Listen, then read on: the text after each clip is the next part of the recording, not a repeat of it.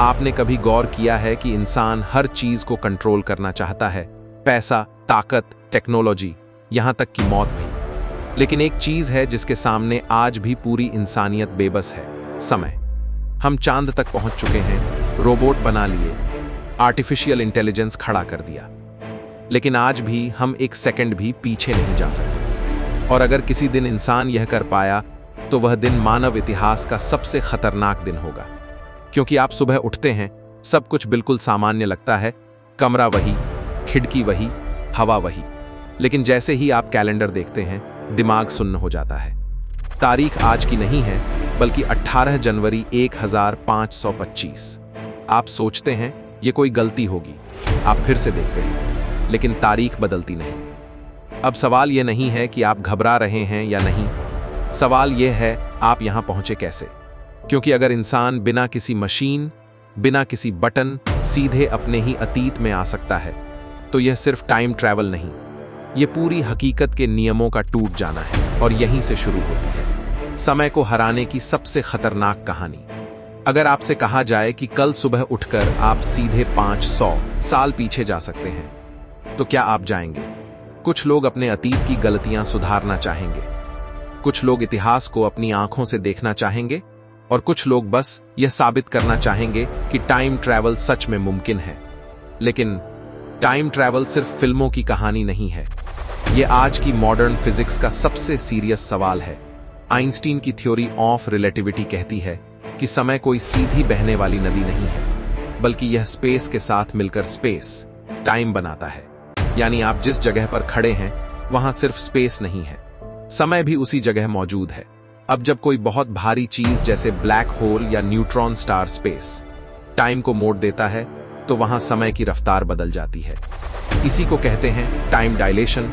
और इसी वजह से अगर कोई अंतरिक्ष यात्री रोशनी की रफ्तार के करीब कुछ साल घूमकर लौटे, तो हो सकता है धरती पर सैकड़ों साल बीत चुके हों। यानी भविष्य में जाना थ्योरी के हिसाब से आज भी मुमकिन है। लेकिन अब आता है असली सवाल, क्या हम अतीत में जा सकते हैं? इसके लिए वैज्ञानिक एक रहस्यमयी चीज की बात करते हैं, वर्महोल। वर्महोल स्पेस और समय के दो बिल्कुल अलग हिस्सों को जोड़ने वाली सुरंग हो सकती है। जैसे दिल्ली से न्यूयॉर्क बिना दुनिया घूमे एक सेकंड में पहुंच जाना। अगर यही सुरंग दो अलग समयों को जोड़ दे, तो इंसान अतीत में जा सकता है। लेकिन समस्या यह है, इसे खुला रखने के लिए नेगेटिव एनर्जी चाहिए, और नेगेटिव एनर्जी आज तक इंसान सिर्फ लैब में बहुत छोटी मात्रा में ही बना पाया है। मान लीजिए किसी दिन इंसान यह कर भी ले, तो फिर शुरू होगा सबसे खतरनाक खेल, पैराडॉक्स, ग्रैंडफादर पैराडॉक्स। अगर आप अतीत में जाकर अपने दादा को आपके पिता के जन्म से पहले मार देते हैं, तो आप पैदा ही नहीं होंगे। और अगर आप पैदा ही नहीं हुए, तो आप अतीत में गए कैसे? यही सवाल पूरी टाइम ट्रैवल थ्योरी को हिला देता है। कुछ वैज्ञानिक कहते हैं जब भी आप अतीत में जाते हैं, आप अपनी दुनिया में नहीं, किसी और ब्रह्मांड में चले जाते हैं। यानी आप अपनी जिंदगी की गलती कभी ठीक नहीं कर पाएंगे, आप सिर्फ किसी और दुनिया में सही फैसला ले पाएंगे। अब सोचिए, अगर टाइम ट्रैवल सच हो गया तो दुनिया कैसी होगी? कानून बेकार हो जाएंगे। भविष्य से शेयर मार्केट की जानकारी लाकर कोई भी अरबपति बन सकता है। कोई अपराधी अतीत में जाकर इतिहास बदल सकता है। और सबसे डरावनी बात, टाइम ट्रैवल सत्ता का सबसे बड़ा हथियार बन जाएगा। जिस देश के पास टाइम मशीन होगी, वह हर युद्ध लड़ने से पहले ही जीत चुका होगा।